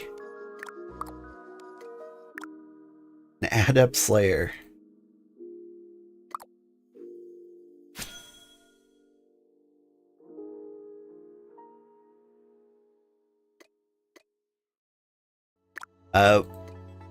So as long as I have like a personal goal I want to accomplish in this game, I'm gonna keep playing.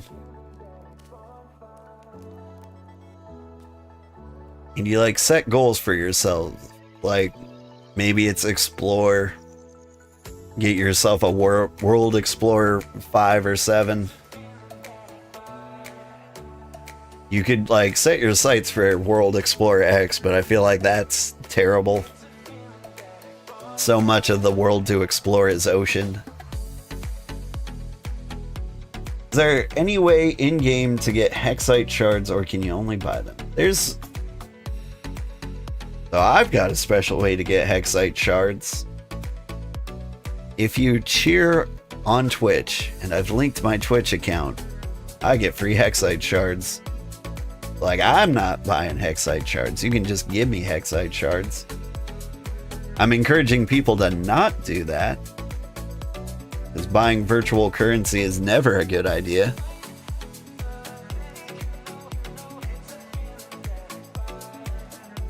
But yeah, if you're a streamer, you can integrate your Twitch account, and then like if people cheer, it gives you Hexite shards.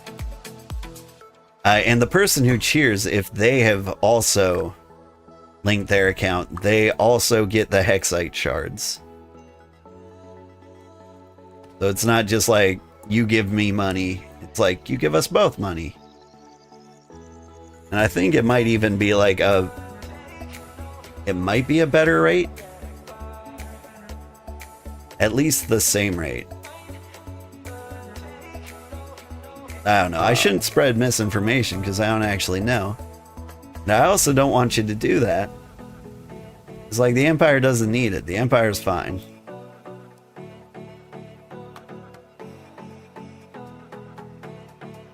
Like, whenever... another way to get Hexite shards, you do one more sweep for Traveler Berries, is if you actually own your Empire, citizens who love your Empire can donate Hexite shards directly to it. So, like, the Cozy Empire shards is like 40,000. Like, these are all donations from other people.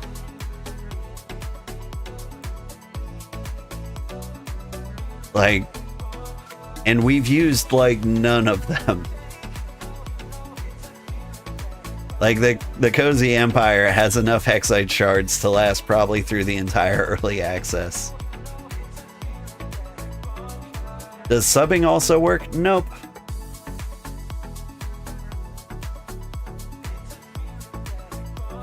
Subbing to me right now only gives me and Amazon money.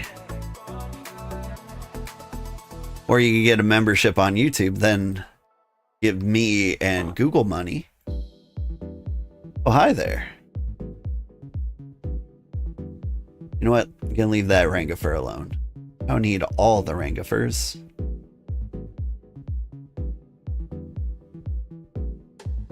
Still don't see any berries.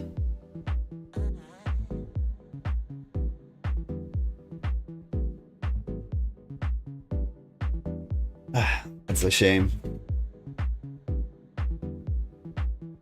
Alright. Let's teleport home. Hi, kitty. The kitty was so happy this morning. My cat has never had like an audible purr, but it was very audible today. And he was blepping harder than ever.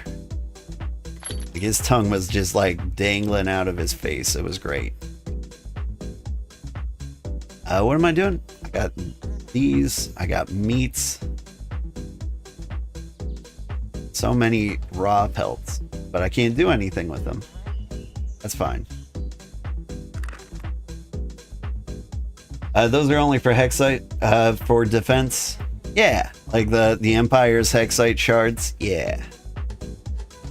So I think whenever I go to the Empire's Foundry here, like, every time I make one of these capsules, it uses 100 of those and like 500 supplies.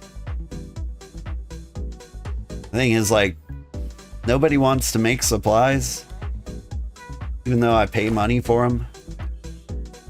Like, I got $2,000 here, and every time you donate supplies, you get like 1 gold for each supply you make. Actually, to think of it,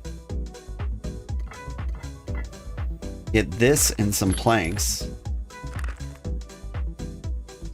Let's go ahead and make ourselves some money.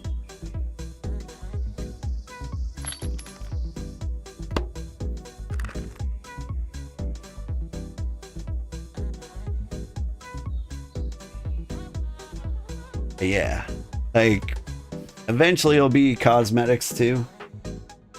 Player housing comes out this week, so we might see some decoration items with that. That's right! Forgot player housing was like this week.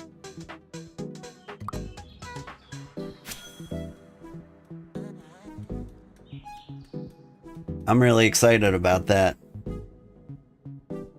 I'm thinking of like where to put the player housing in our settlement. And I think kind of like dead center around like the bonfire platform. I'll show that off in a second.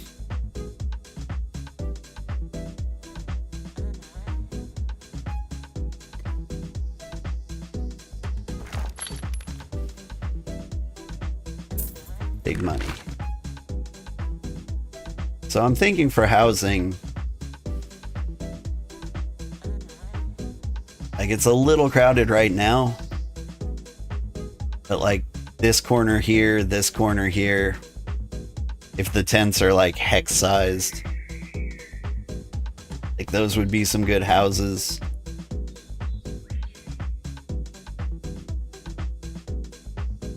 You probably have a nice house over here by the farm too.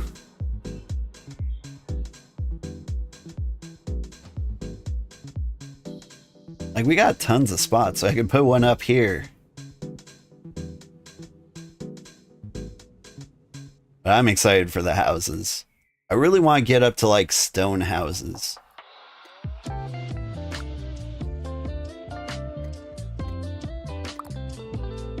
Because I think the stone houses are going to look real good.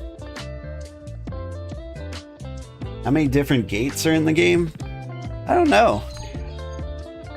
Probably a bunch. Eat a burger. Your tier 1 houses will be tents, and then higher tiers will look better.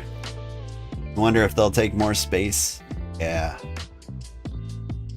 I mean, like, some of the things that drew me to this game were like the screenshots of like villages with like stone houses. Like, it was a little disappointing to get into the game and like only see like these weird little work fortresses,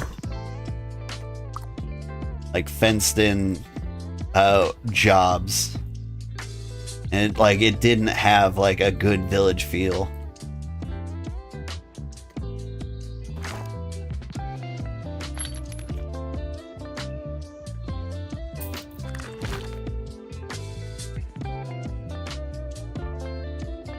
Your house is just going to be storage boxes, unfortunately, so you can consolidate all your bank stuff. That's one way to do it. One of the things that I like about the bank not having enough slots is it kind of forces you to sell the things you are not focusing on. I make a lot of tools, so like I'll always have slots in the bank for planks, ropes, leather, and ingots. And then, you know, like a backup food supply maybe. But, you know, if I find myself with like ember grain seeds, and like, while I will use those eventually, it might be just better to sell them off. Speaking of which, I've been feeling awfully broke lately. What can I sell here that I don't actually want?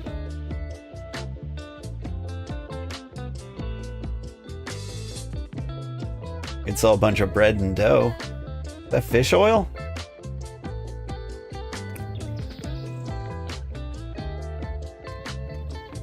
Could sell some tea.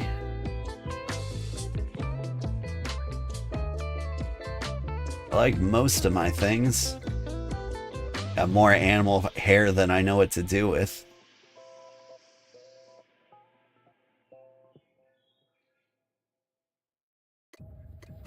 Just need to get rid of these seeds, I think.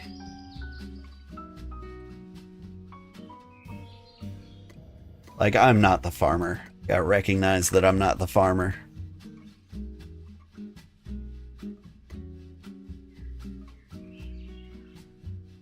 What was I coming here to sell? I can't even remember. Fish oil. Simple fish oil. I don't know, if I sold all of it for like $5 a piece. Not very much money.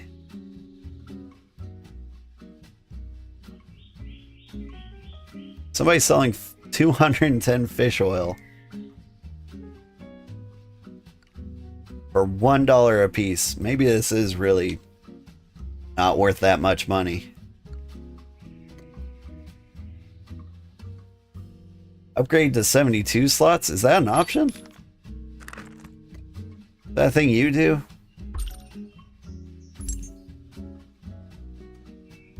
Scroll. Personal cash training. I could get that.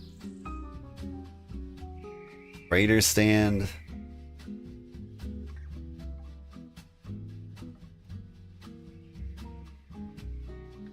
Inductive frames.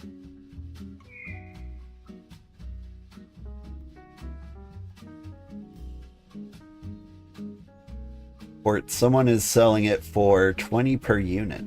Hmm?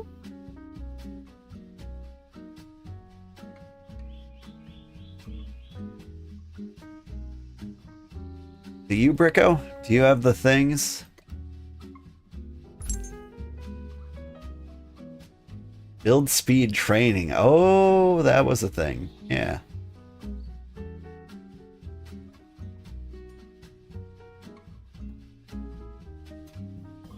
All I need is timber to get wagons? Maybe I should have been using wagons this whole time. Tier 4 timber. I could get an advanced wagon. Dude. Yeah, I'm really curious to see the analytics for the time I spent crafting and doing nothing here.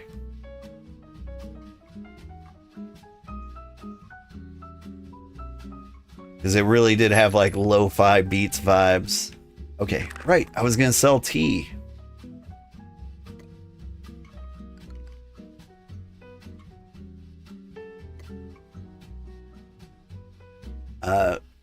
There's a lot going out for 7. Wait, those are buy orders? Dude, there you go.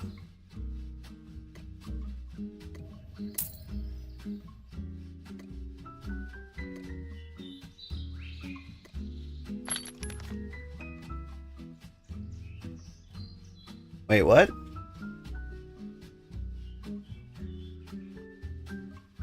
I still have the tea. Was that my own tea order?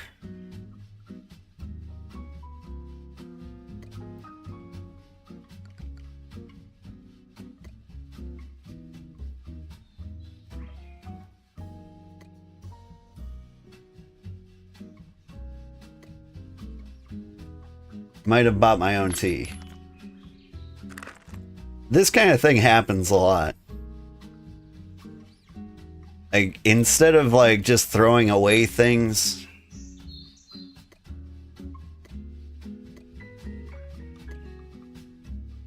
oh, right. This is food. This is farm, where the seeds go.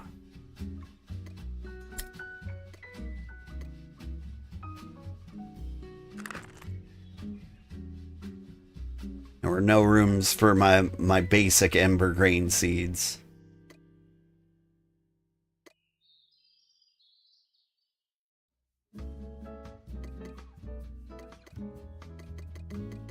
You know what?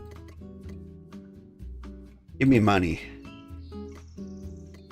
It infinitely regenerates. Somebody needs seeds that badly. Like, it's still a good investment, right? Not really, but... Hi, kitty. How are you doing? He's telling me it's time for breakfast, and he's not wrong. Alright, thank you so much for watching, everybody. I had a great time. I guess I gotta go to work. It's a shame I have to stop doing all this work and go to work. Meow?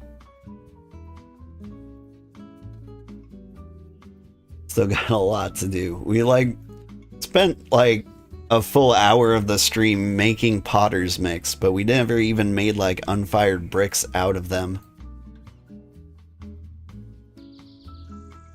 I think maybe that's what I gotta do.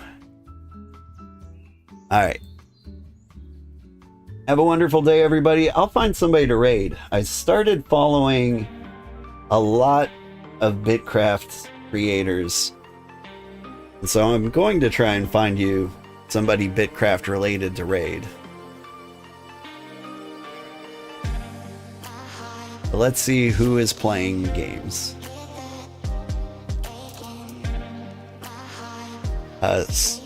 Sagar Auditum? Yep, that's a BitCraft streamer. Well, it was. They're not playing BitCraft. Alright. We're gonna raid them and see what the heck they're playing. They're playing The King is Watching.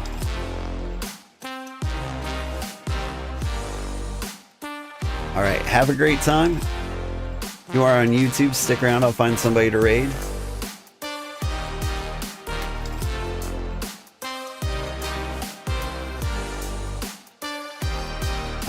Nobody is watching on YouTube, according to this. No, yeah, somebody is.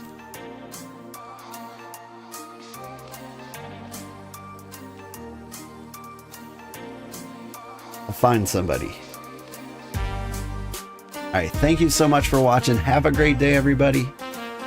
Bye-bye.